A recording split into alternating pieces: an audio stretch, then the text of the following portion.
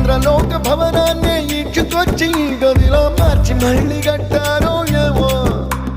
మాయజాలము తెలుసు మంత్రగారడి తెలుసు రెంటి కన్న ఇది ఇంకోటేమో నీలాకాశం నేలాకొస్తే ఇట్టాగే ఉంటాదో ఏమో ఈ సంతోషం దాచాలంటే హృదయాలు ఓ వంద కావాలేమో ఇంతందంగా ఉంటుందా ఈ లోకం ఇన్నాళ్ళు ఈ మనసుకి తెలియాలేదే పాపం